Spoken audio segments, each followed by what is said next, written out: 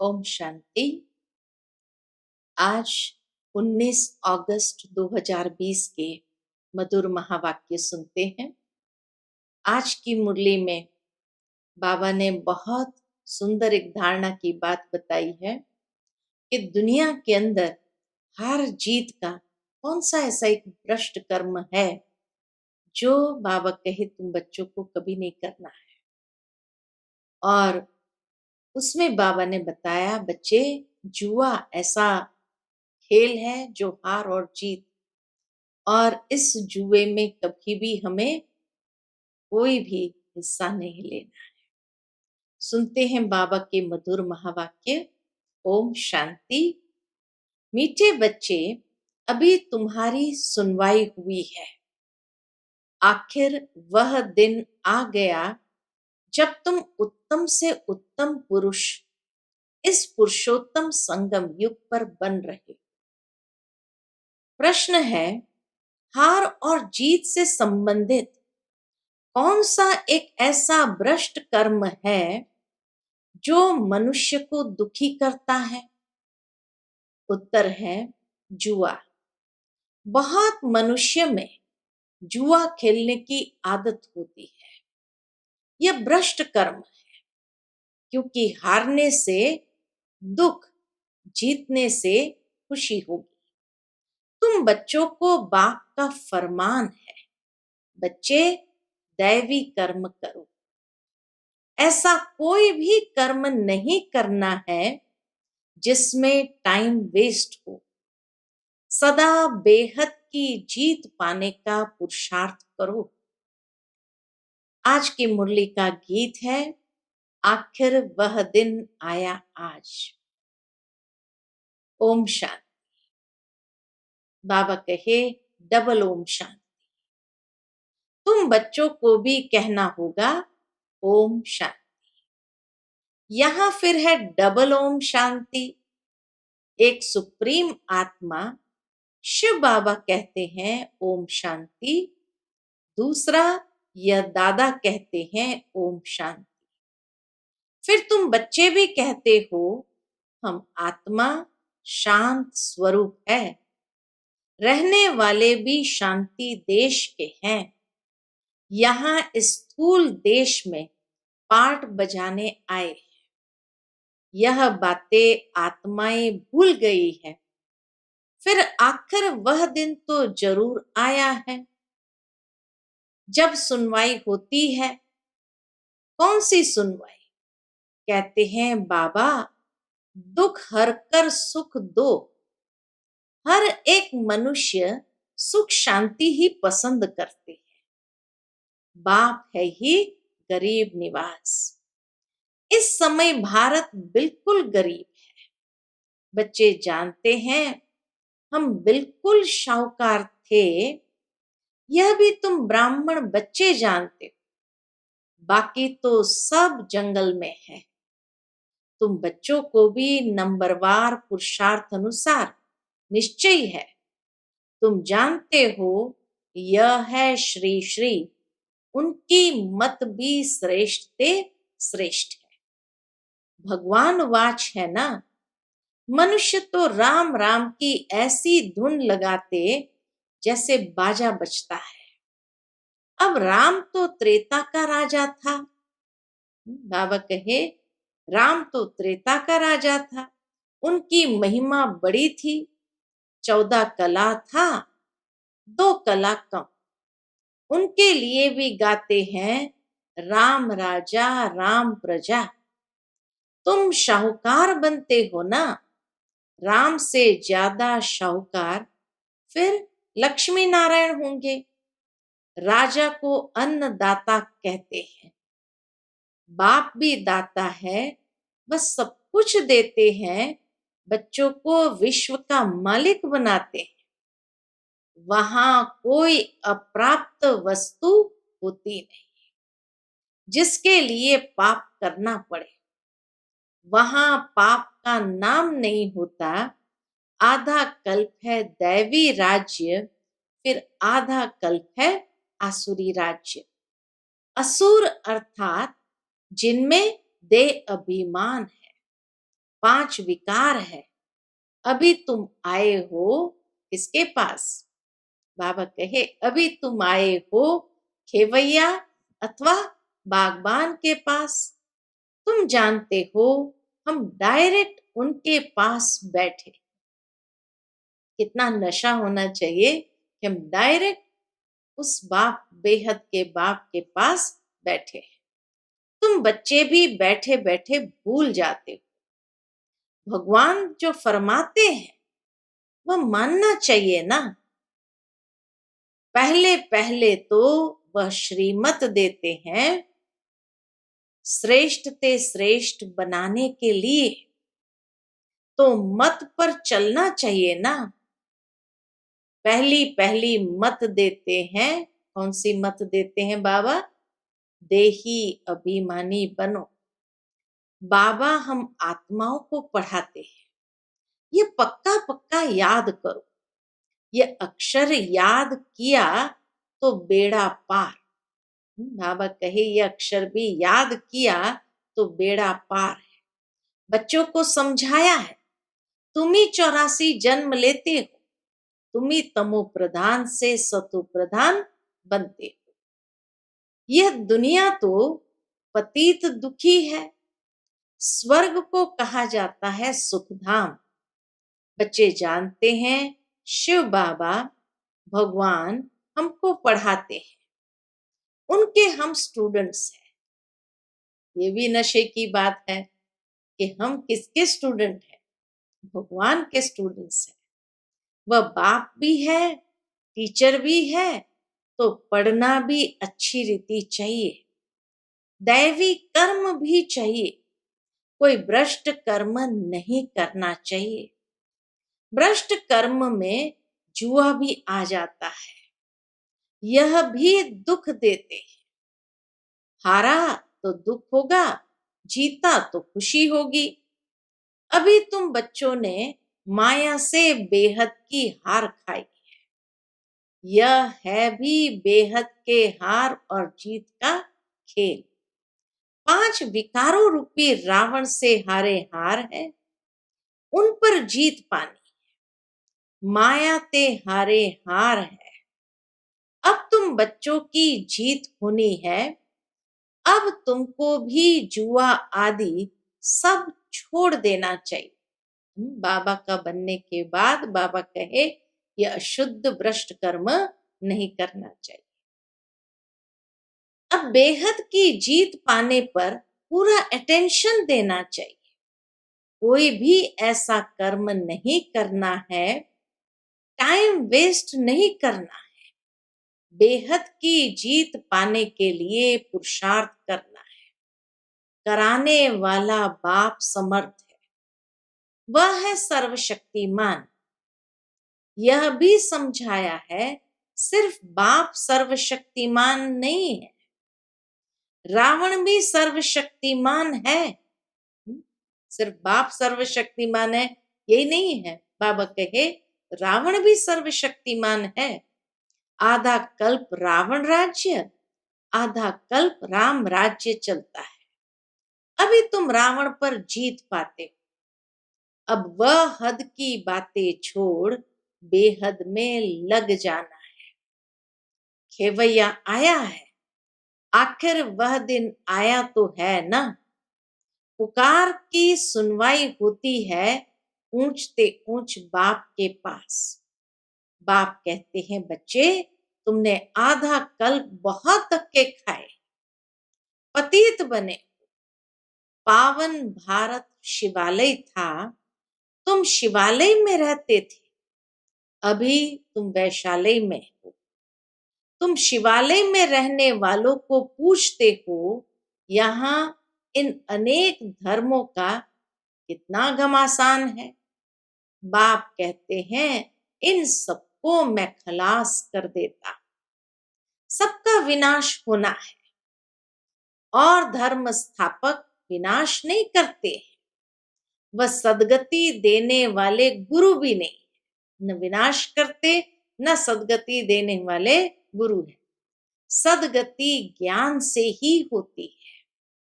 सर्व का सदगति दाता ज्ञान सागर बाप ही है।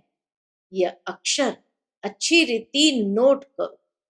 बहुत है जो यहाँ सुनकर बाहर गए तो यहाँ की यहाँ रह जाती है।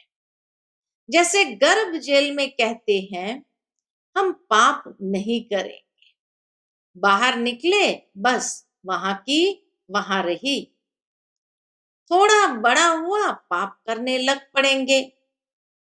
काम कटारी चलाते हैं। सतयुग में तो गर्भ भी महल रहता है। तो बाप बैठ समझाते हैं आखिर वह दिन आया आज। कौन सा दिन? पुरुषोत्तम संगम युग का, जिसका कोई को पता नहीं। बच्चे फील करते हैं हम पुरुषोत्तम बनते हैं। उत्तम ते उत्तम पुरुष हम ही थे। श्रेष्ठ ते श्रेष्ठ धर्म था। कर्म भी श्रेष्ठ ते श्रेष्ठ थे। धर्म भी श्रेष्ठ तो कर्म भी बाबा कहे श्रेष्ठ ते श्रेष्ठ थे। रावण राज्य ही नहीं होता। आखिर वह दिन आया जो बाप आया है पढ़ाने। वही पतित पावन है। तो ऐसे बाप की श्रीमत पर चलना चाहिए ना। अभी है कलयुग का अंत। थोड़ा टाइम भी चाहिए ना पावन बनने के लिए। 60 वर्ष के बाद वानप्रस्थ कहते हैं। 60 तो लगी लाट। अभी तो देखो 80 वर्ष वाले भी विकारों को छोड़ते नहीं। बाप कहते हैं मैं इनकी वानप्रस्थ अवस्था में प्रवेश कर इनको समझाता। आत्मा ही पवित्र बन पार जाती है। आत्मा ही उड़ती है। अभी आत्मा के पंख कटे हुए हैं, उड़ नहीं सकती है। रावण ने पंख काट दिए, पतित बन गई है।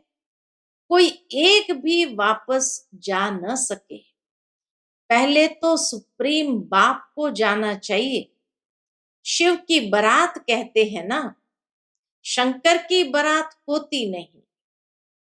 बाप के पिछाड़ी हम सब बच्चे जाते हैं। बाबा आया हुआ है लेने के लिए। शरीर सहित तो नहीं ले जाएंगे ना। आत्माएं सब पतित है। जब तक पवित्र न बने तब तक वापस जा न सके। प्यूरिटी थी तो पीस और प्रॉस्पेरिटी थी। सिर्फ तुम आदि सनातन देवी देवता धर्म वाले ही थे। अभी और सब धर्म वाले हैं, डीटिज्म है नहीं। इनको कल्प वृक्ष कहा जाता है। बड़ के झाड़ से इनकी भेंट की जाती है। कलकत्ता के बनियन ट्री, बड़ का झाड़ से बाबा कहे इनकी भेंट की जाती है। क्यों? क्योंकि वहां भी थुर नहीं है। थुर है नहीं, बाकी सारा झाड़ खड़ा है। वैसे यह भी देवी देवता धर्म का फाउंडेशन है नहीं, बाकी सारा झाड़ खड़ा है। हाँ जरूर, परंतु प्राय लोप हो गया है, फिर रिपीट होगा। हाँ जरूर, फिर प्राय लोप हो गया, फिर बाबा कहे रिपीट होगा। बाप कहते हैं मैं फिर आता हूं एक धर्म की स्थापना करने। बाकी सब धर्मों का विनाश हो जाता है। नहीं तो सृष्टि चक्र कैसे फिरे? कहा भी जाता है वर्ल्ड की हिस्ट्री ज्योग्राफी रिपीट। ये भी कहा जाता है कि वर्ल्ड की हिस्ट्री ज्योग्राफी रिपीट। अभी पुरानी दुनिया है, फिर नई दुनिया को रिपीट होना है। ये पुरानी दुनिया बदल नई दुनिया स्थापन होगी। यही भारत नया सो पुराना बनता है। कहते हैं जमुना के कंठे पर परिस्तान था। बाबा कहते हैं तुम काम चिता पर बैठ कब्रिस्तानी बन पड़े। फिर तुमको परिस्तानी बनाते हैं। श्री कृष्ण को श्याम सुंदर कहते हैं। क्यों? किसकी भी बुद्धि में नहीं होगा। नाम तो अच्छा है ना, राधे और कृष्ण। यह है न्यू वर्ल्ड के प्रिंस प्रिंसेस। बाप कहते हैं काम चिता पर बैठने से आयरन एज में है। गाया हुआ भी है, सागर के बच्चे काम चिता पर जल मरे। अब बाप सब पर ज्ञान वर्षा करते हैं। अब बाबा कहे मैं आकर के सब पर ज्ञान वर्षा करता, फिर सब चले जाएंगे गोल्डन एज में। अभी है पुरुषोत्तम संगम युग।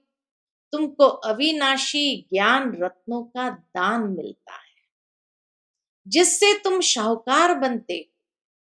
यह एक एक रतन, बाबा के मुरली के एक एक रतन लाखों रुपए का है।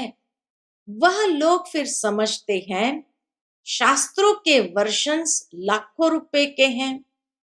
तुम बच्चे इस पढ़ाई से पदमपति बनते हो, सोर्स ऑफ इनकम है ना। बाबा कहे पढ़ाई है सोर्स ऑफ इनकम। इन ज्ञान रत्नों को तुम धारण करते हो, झोली भरते हो। वह फिर शंकर के लिए कहते हैं बम बम महादेव। कहते हैं ना, हे बम बम महादेव भर दो झोली। शंकर पर कितने इल्जाम लगाए हैं। ब्रह्मा और विष्णु का पार्ट यहाँ है। यह भी तुम जानते हो 84 जन्म विष्णु के लिए भी कहेंगे, लक्ष्मी नारायण के लिए भी, तुम ब्रह्मा के लिए भी कहेंगे। बाप बैठ समझाते हैं राइट क्या है, रॉन्ग क्या है, ब्रह्मा और विष्णु का पार्ट क्या है। तुम ही देवता थे, चक्कर लगाए ब्राह्मण बने, फिर अब देवता बनते। पार्ट सारा यहां बचता है। वैकुंठ के खेल पाल देखते हैं, यहां तो वैकुंठ नहीं। मीरा डांस करती थी, वह सब साक्षात्कार कहेंगे। कितना उनका मान है। साक्षात्कार किया, कृष्ण से डांस की, सो क्या स्वर्ग में तो नहीं गई ना। गति सदगति तो संगम पर ही मिल सकती है। इस पुरुषोत्तम संगम युग को तुम समझते हो। हम बाबा द्वारा अब मनुष्य से देवता बन रहे हैं। विराट रूप की भी नॉलेज चाहिए ना। चित्र रखते हैं, समझते कुछ भी नहीं। अकासुर बकासुर ये सब इस संगम के नाम है। भस्मासुर भी नाम है। भस्मासुर भी नाम है। अपने आप को भगवान समझने लगा और फिर अपने आप को भस्म कर दिया। काम चिता पर बैठ भस्म हो गए हैं।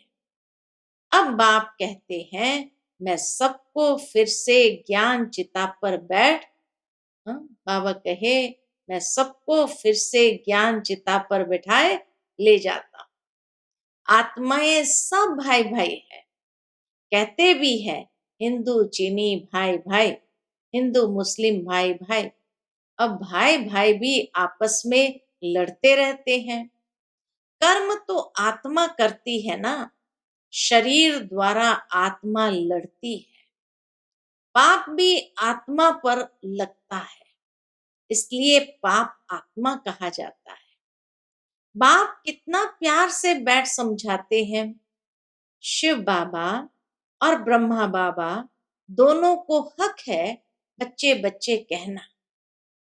बाप दादा के द्वारा कहते हैं हे बच्चों, समझते हो ना, हम आत्मा यहाँ आकर पाठ बजाती है, फिर अंत में बाप आकर सबको पवित्र बनाए साथ ले जाते हैं। बाप ही आकर नॉलेज देते हैं। आते भी यहाँ ही है। शिव जयंती भी मनाते हैं। शिव जयंती के बाद फिर होती है कृष्ण जयंती। श्री कृष्ण ही फिर श्री नारायण बनते हैं। फिर चक्कर लगाए अंत में सांवरा पतित बनते हैं। बाप आकर फिर गोरा बनाते। तुम ब्राह्मण सो देवता बनेंगे, फिर सीढ़ी उतरेंगे। यह 84 जन्म का हिसाब और कोई की बुद्धि में नहीं होगा। बाप ही बच्चों को समझाते हैं। गीत भी सुना, आखिर भक्तों की सुनवाई होती है। बुलाते भी है, हे भगवान आकर हमको भक्ति का फल दो। भक्ति फल नहीं देती,